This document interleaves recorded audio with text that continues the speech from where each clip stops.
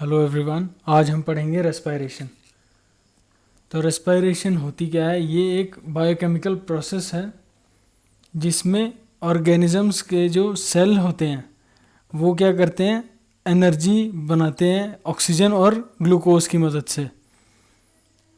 और उसका रिज़ल्ट क्या है? एक तो एटीपी की फॉर्म में एनर्जी मिलती है, CO2 आउट होता है और वाटर आउट होता है। और रेस्पिरेशन दो टाइप्स की होती हैं, एरोबिक और एनारोबिक। जो एरोबिक रेस्पिरेशन होती है उसमें 38 एटीपी मॉलिक्यूल्स बनते हैं, जो कि 19 ज़्यादा एटीपी के मॉलिक्यूल्स 19 टाइम्स ज़्यादा है एनारोबिक रेस्पिरेशन के। इसका मतलब एनारोबिक रेस्पिरेशन में 2 एटीपी के मॉलिक्यूल्स बनते हैं। अब रेस्पिरेशन और ब्रीदिंग में अंतर है। जो ब्रीदिंग है वो है सांस लेना, inhaling and exhaling of air, ये है ब्रीदिंग। और इसमें कोई एनर्जी प्रोड्यूस नहीं होती, इसमें सिर्फ ऑक्सीजन आता है और कार्बन डाइऑक्साइड हमारे शरीर से बाहर जाता है मेनली।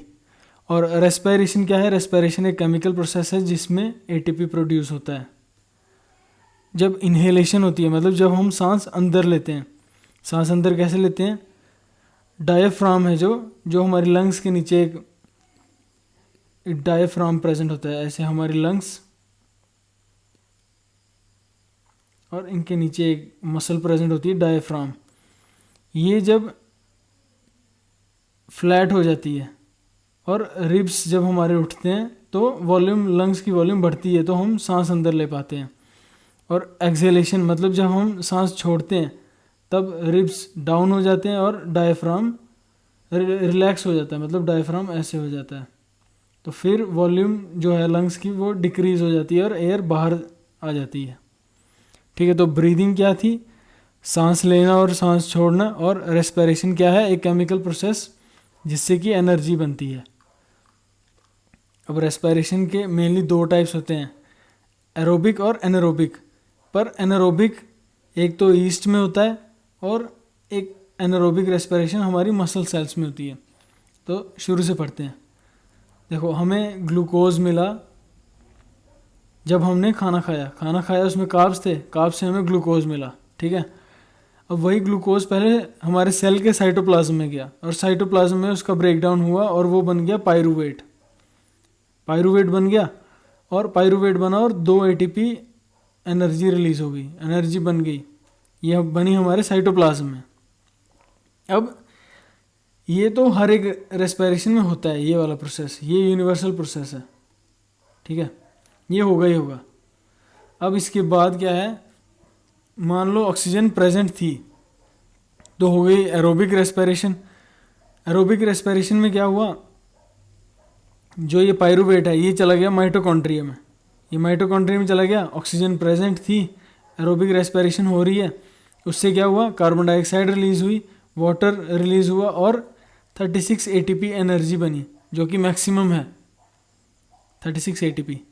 ठीक है, ये हो गया एरोबिक रेस्पिरेशन में in the presence of oxygen. अब जहाँ पे ऑक्सीजन प्रेजेंट नहीं था, पहले तो हम मसल सेल्स की बात करते हैं। जब हम एक्टिविटी कर रहे हैं, कोई तेज कोई एक्टिविटी कर रहे हैं और मसल्स ऑक्सीजन सेल्स तक इतनी जल्दी नहीं पहुंच पा रही है, तो in the absence of oxygen anaerobic respiration होती है। जहाँ पे ऑक्सीजन प्रेजेंट नहीं होता है, मसल सेल्स में होती है, इसको बोलते हैं इनकम्प्लीट रेस्पिरेशन। इसमें क्या है? जो पायरूवेट है वो लैक्टिक एसिड में कन्वर्ट हो जाता है, लैक्टिक एसिड में कन्वर्ट हो जाता है प्लस 2 एटीपी एनर्जी, जो कि कम है। और इसी लैक्टिक एसिड की बनने की वजह से मसल क्रैम्प्स आते हैं।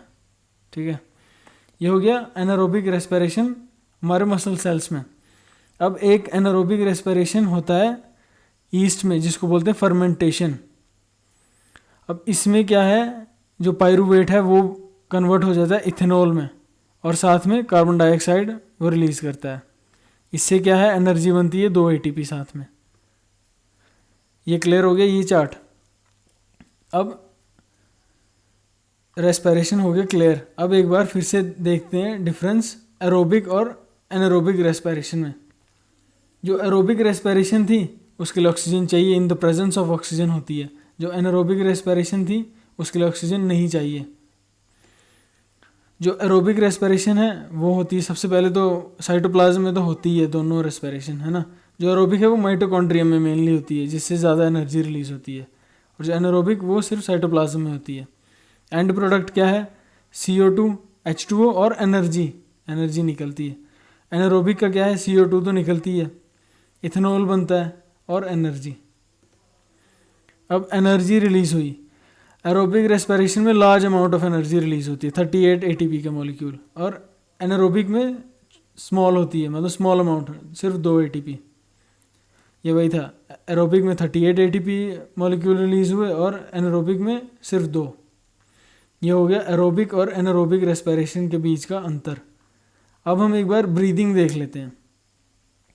ये पूरा ब्रीदिंग का प्रोसेस लिखा है, ब्रीदिंग कैसे होती है। सबसे पहले नाक से हवा अंदर जाती है, फिर थ्रोट में जिसको बोलते हैं फेरिंग्स, फिर फेरिंग्स के बाद वो जाती है लैरिंग्स में, उसके बाद ट्रैकिया जिसको हम विंड पाइप बोलते हैं, विंड पाइप से ब्रोंकाई में।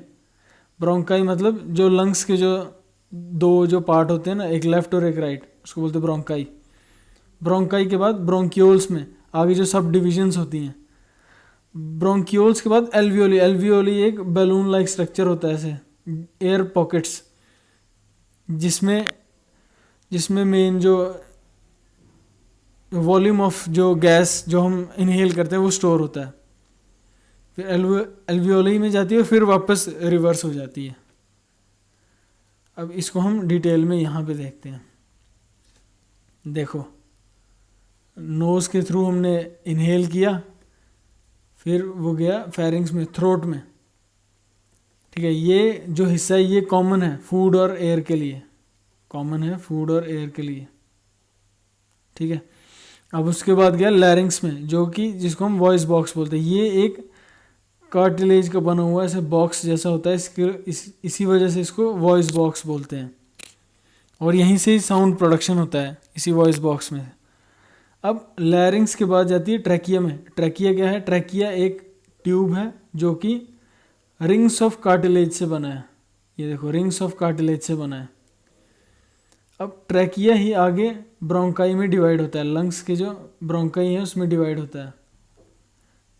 अब उसके बाद लंग्स में गया, एक लेफ्ट ब्रोंकाई में और एक राइट ब्रोंकाई में।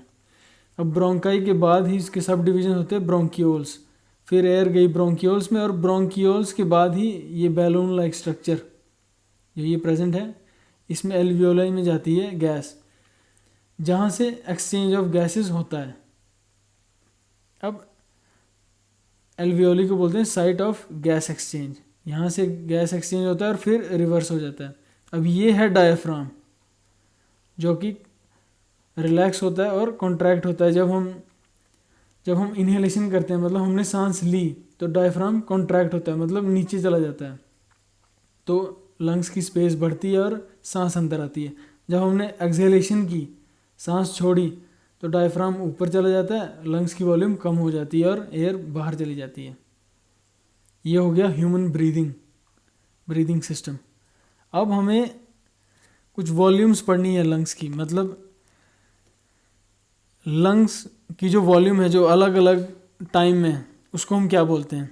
जैसे सबसे पहला टाइडल वॉल्यूम। टाइडल वॉल्यूम का मतलब जो भी जब हम नॉर्मल ब्रीदिंग करते हैं बिना एक्स्ट्रा स्ट्रेंथ लगाए, बिना एक्स्ट्रा फोर्स लगाए, उसको बोलते हैं टाइडल वॉल्यूम। तब जो वॉल्यूम होती है लंग्स की उसको बोलते हैं टाइडल वॉल्यूम, जो कि है 500 ml, 500 ml। इसका मतलब ये है कि जब हम नॉर्मल ब्रीदिंग करते हैं तो हम लगभग 500 ml एयर इनहेल और एक्सहेल कर रहे हैं, सांस ले रहे हैं और सांस छोड़ रहे हैं अबाउट 500 ml।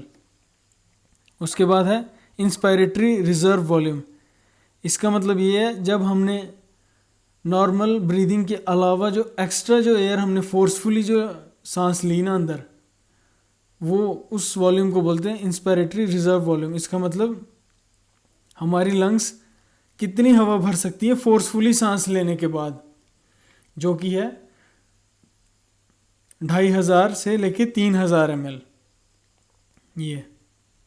और वैसे ही एक्सपायरेटरी रिजर्व वॉल्यूम, इसका मतलब ये है कि हमारी जो लंग्स हैं जब हम फोर्सफुली एक्सहेल करें, मतलब फोर्सफुली सांस छोड़ें, तो वो कितनी एयर छोड़ सकती है बाहर, वो है 1000 से लेके 1100 ml। और ये है रेसिडुअल वॉल्यूम। रेसिडुअल वॉल्यूम मतलब कि अगर हम पूरी अपनी हवा बाहर निकाल दें फिर भी कुछ एयर है जो लंग्स में बचती है, वो जो एयर का वॉल्यूम है उसको बोलते हैं रेसिडुअल वॉल्यूम। इसका मतलब 1100 से लेके 1200 ml तक जो एयर है वो हमारे लंग्स में रहती है, इसको बोलते हैं रेसिडुअल वॉल्यूम। तो इतना ही था रेस्पिरेशन। और इसके बाद हम एक ही बार में दोनों टॉपिक कर लेंगे, ट्रांसपोर्टेशन और एक्सक्रीशन। Thank you.